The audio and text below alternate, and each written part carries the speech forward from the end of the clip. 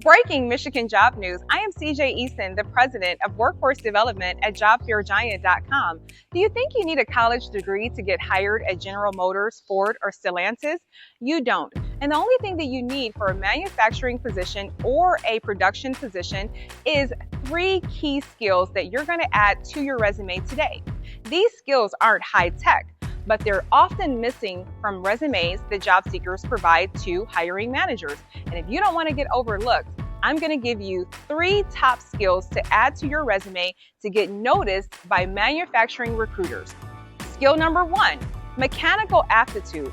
Know how to work with tools and know how to work with machines. That's very important for manufacturing and production positions.